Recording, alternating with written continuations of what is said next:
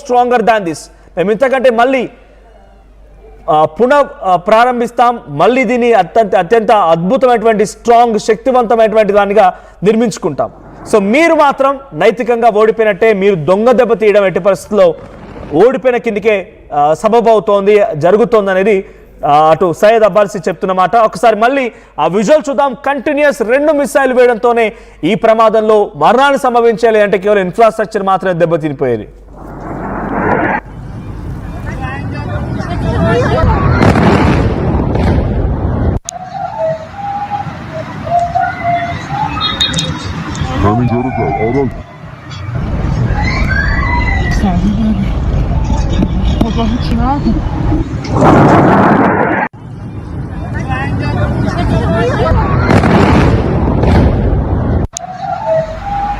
So initial గా ఇప్పటివరకు America direct గా అటాక్ చేసిన దగ్గర కేవలం మిలిటరీ బేసెస్ పైన, మిలిటరీ స్థావరాల పైన,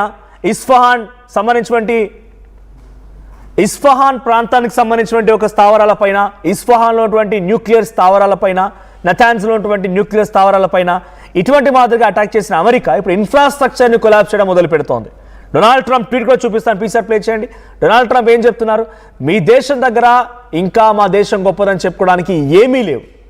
ఎయిర్ బేసెస్ కుప్పకూల్చాం, యూనివర్సిటీలపై అటాక్ చేస్తున్నాం, హాస్పిటల్స్ని కూల్చేస్తున్నాం, ఇన్ఫ్రాస్ట్రక్చర్ని దెబ్బతీస్తున్నాం, ప్రతిదీ కూడా ఒక డిజాస్టర్ని మిగిలిస్తున్నాం. ఇరాన్కి ఎటువంటి గొప్పదని చెప్పుకోవడానికి ఆస్కారమే లేకుండా చేస్తున్నాం. మీరు వెంటనే డీల్ చేసుకుంటే మంచిది, లేదు అనుకుంటే ఇంతకంటే రెట్టింపుగా మీరు పర్యావసనం ఎదుర్కోవాల్సి వస్తుంది. డొనాల్డ్ ట్రంప్ మాటలు అర్థమవుతోంది.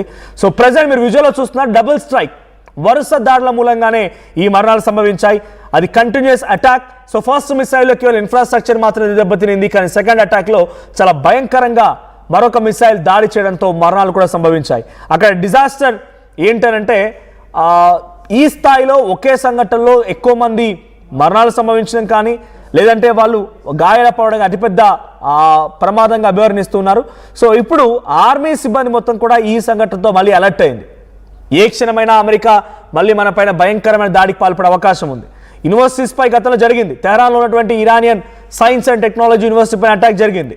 అక్కడ చాలామంది విద్యార్థులు ఈ రకంగానే గాయాల పాలయ్యారు.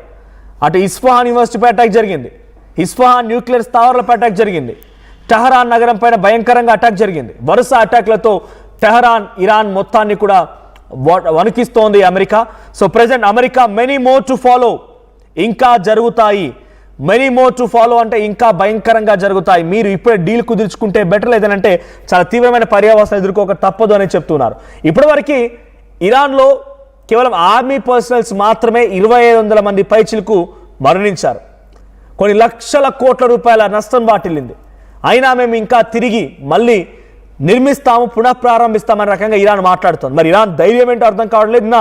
ఇంకో స్టేట్మెంట్ పెజెస్కియాన్ నుంచి, ఇరానియన్ ప్రెసిడెంట్ పెజెస్కియాన్ నుంచి ఒక స్టేట్మెంట్ ఏంటంటే, we are ready with all equipment for the next 7 months of war. ఇంకా 7 నెలల పాటుగా యుద్ధం చేయడానికి మేము అన్ని రకాలుగా సిద్ధం చేసుకుని ఉన్నామంటున్నారు. అంటే ఇప్పుడు ఆల్రెడీ 2026లో మనం మార్చ్ అయిపోయింది, ఏప్రిల్లో ఉన్నాం. ఇంకా 7 నెలల పాటుగా యుద్ధం జరుగుతుందనంటే ఈ సంవత్సరం మొత్తం యుద్ధం పరిణామాలతోనే ప్రపంచ దేశాలు వణికిపోవాలా?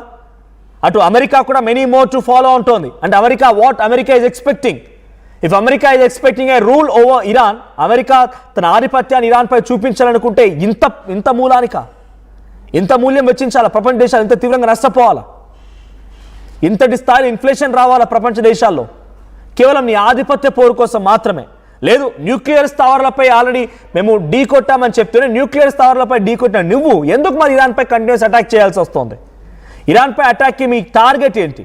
అలీ ఖమేనీ అంతమొందించారు, రెజ్యూమీ చేంజ్ అయిపోయింది, ఇరాన్ స్థావరాల్ని కుప్పకూల్చారు, ఇరాన్లో న్యూక్లియర్ స్థావరాలు లేకుండా పోయాయి. ఇప్పుడు దేనికోసం అమెరికా అటాక్ చేస్తోంది? It's biggest question mark. So many more to follow అని డొనాల్డ్ ట్రంప్ చెప్పడం, అటు అమెరికా చీఫ్ ఆఫ్ స్టాఫ్ మారడం, తర్వాత ఇంకొంత ఆయుధ సామాగ్రిని సమకూర్చుకునే ప్రయత్నం చేయడం, చర్చలు జరుగుతున్నాయి కానీ మేము తెప్పకుండా ఇరాన్ని పూర్తిగా అంతమొందిస్తామన్న రకంగా న్యూక్లియర్ వెపన్కి కూడా సిద్ధమవడం, ఇవన్నీ కూడా చాలా యుద్ధాన్ని భీకరంగా మార్చబోతున్నాయనే సంకేతాలు కనబడుతున్నాయి. సో నిజానికి అదే కనుక జరిగితే డెఫినెట్గా ప్రపంచ దేశాలు చాలా భయంకరమైనటువంటి ఒక ఇన్ఫ్లేషన్లోకి, పావర్టీలోకి నెట్టవేయబడతాయి. భయంకరంగా సిచ్యువేషన్ మారబోతోంది. సో ఒకసారి ఆ విజువల్ చూస్తున్నాం మనం. ఒక సంఘటనలో ఆ ప్రాంతం అంతా కూడా ఒక వ్యాలీ రీజియన్, జనరల్గా ఇటువంటి ఎత్తైనటువంటి బ్రిడ్జ్ ఎక్కడ కడతారు? వ్యాలీ రీజియన్లోనే. ఆ వ్యాలీ రీజియన్లో కట్టినటువంటి ఆ బ్రిడ్జ్ కుప్పకూలిపోవడంతో, ఆ మిసైల్ తాటికి బ్రిడ్జ్ కుప్పకూలిపోవడంతో అక్కడ ఆ ప్రాంతం అంతా కూడా దట్టమైన పొగలతో కమ్ముకుని. ఇంకోవైపుగా ఆ విజువల్లో అక్కడ జరిగిన సంఘటనతో అక్కడ కొన్ని మార్క్స్ కనబడుతున్నాయి. ఒక చిన్న పిల్ల షూ కనబడుతోంది. సో మరణించిన వారి యొక్క డీటెయిల్స్ సుమారుగా 10ల సంఖ్యకు దాటిపోయింది. వందలాది మంది ఇంజూరీ అయ్యారు. ఆ విజువల్ చూస్తే అర్థమవుతుంది ఎంతటి భయంకరమైనటువంటి దాడి చేసింది అమెరికా అనేది. ఒకసారి ఆ విజువల్ చూద్దాం. چه صدا دیدی وقتی نزدیک میزنه اینجوری صدا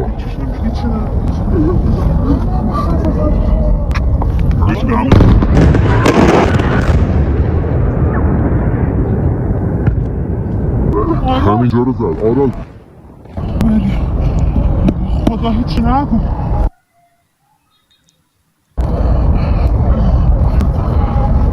تموم شد دیگه زد اوف چه صدا دیدی وقتی نزدیک میزنه اینجوری صدا రైట్ సైడ్ మీరు చూస్తున్న ఈ విజువల్లో ఎవరో వెనకాల బ్యాక్గ్రౌండ్ వాయిస్ ఇస్తుంది, మాట్లాడుతున్నట్టుగా ఉంది.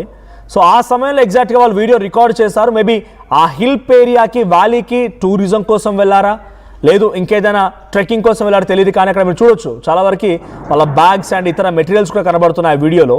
రైట్ సైడ్లో ఆ నల్లని పొగలు మొత్తం కూడా రికార్డ్ చేశారు. సో ఎగ్జాక్ట్గా వాళ్ళు వీడియో రికార్డ్ చేస్తూ ఉండగానే ఆ అటాక్ జరిగింది. ఒకసారిగా ఆ ప్రాంతం అంతా షేక్ అయింది, అలా ఊగిపోయింది. వీడియో కెమెరాలో కూడా ఒకసారి ఆ షేక్ మీరు ఆ కుదుపు గమనించవచ్చు. ఒకసారి అటాక్ జరగడం, ఆ పొగలలా కమ్ముతూ ఉండగానే వరుసగా ఇంకో అటాక్.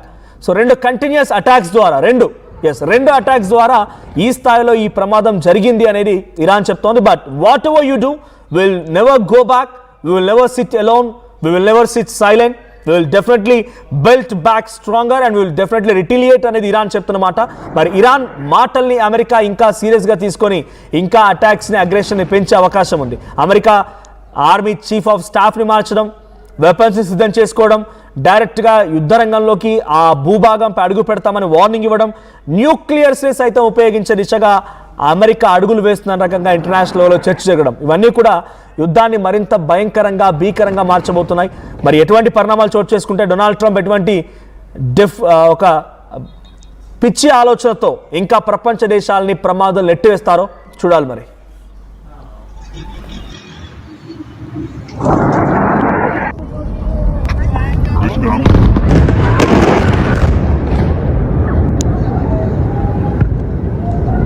همینجا رو زد آرال